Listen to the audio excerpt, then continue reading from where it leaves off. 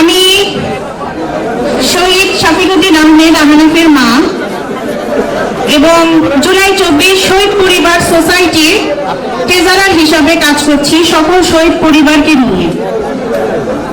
আমার ছেলে 4 আগস্ট মিরপুর 10-এ আন্দোলনরত অবস্থায় তাকে স্বৈরাচার ডান বুকে গুলি করে, তার ডান বুক থেকে গুলি লেগে বাম বুক থেকে বের হয়ে যায়।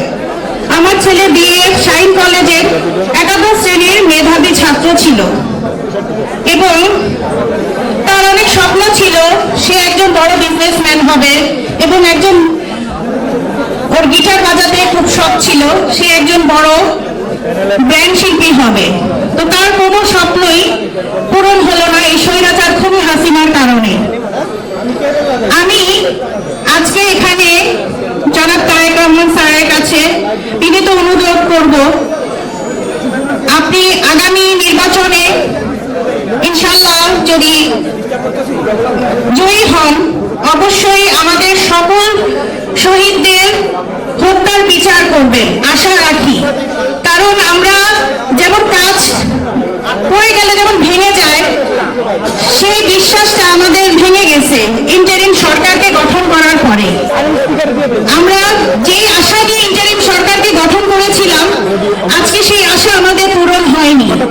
আমার ছেলের খুনি আমার সামনে সেই বাসায় তার সংসার নিয়ে বসবাস করছে, আমি নিজের চোখে দেখতে পাচ্ছি, কিন্তু আমার ছেলের খুনিকে এখন পর্যন্ত ধরা হচ্ছে না।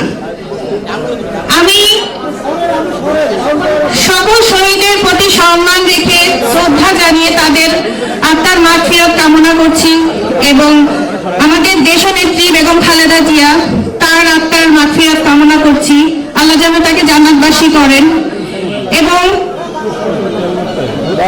আমি চাই আমাদের সকল শহীদের, আমার একটাই চাওয়া, আমাদের সকল শহীদের যেন হত্যার বিচারটা অন্তত পক্ষে আগামী যে নির্বাচন হবে, আগামী নির্বাচনে যেই আসুক তারা যেন করে, তারা যেন আমাদের সাথে ইন্টারিম সরকারের মতো বেইমানি না করে।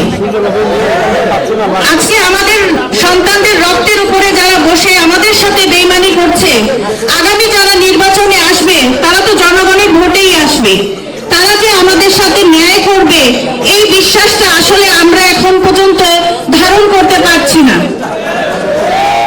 আমি অনেক জায়গায় শুনেছি, হয়তো এটা সত্য কথা না, আমাদের কানে আসে, তারপরে আমি এটা বলতে চাই জনাব তারেক রহমান স্যারকে যে আমরা শুনি যে বিএনপি আসলে আওয়ামী লীগ আবার পুনর্বাসন হবে। আমি আপনার কাছে জানতে চাই যে আপনারাও তো অনেক অত্যাচারিত এই হাসিনার আমলে হয়েছেন, আপনার মা দীর্ঘ বছর কারাগারে ছিল, আপনি দেশে আসতে পারেননি। আজকে আমাদের সন্তানরা, আমার আহনাফ রক্ত দিয়েছে বিধায় আপনি আজকে এখানে আছেন। আমি বিশ্বাস করি আপনি এটা মানেন, আপনাদের দলের লোকরাও মানে। আমি চাই সেই আশ্বাস দিয়ে আগামী নির্বাচনে আপনারা জয়ী হন ইনশাআল্লাহ এবং আমাদের সন্তানদের হত্যার বিচারটুকু করবেন। এবং আপনার কাছে আরো একটা অনুরোধ, আমি খালি দেখি আপনাদের দলের লোকদেরকেই প্রাধান্য দেয়। আমরা কোনো দল করি না, আমরা বিএনপিও না, আমরা জামাতও না, আমরা আওয়ামী লীগ কোনো কিছুই করি নাই। আমরা সাধারণ খেটে খাওয়া মানুষ, দিন আনি দিন খাই। আমরা চাই আপনারা সকল শহীদকে এক নজরে দেখেন, অনলি ইয়োর দল না। শুধু বিএনপি বললে যে আপনারা তার প্রতি আকৃষ্ট হবেন, তাকে সাহায্য করবেন, তার প্রতি সহানুভূতি দেখাবেন, তা যেন না হয়।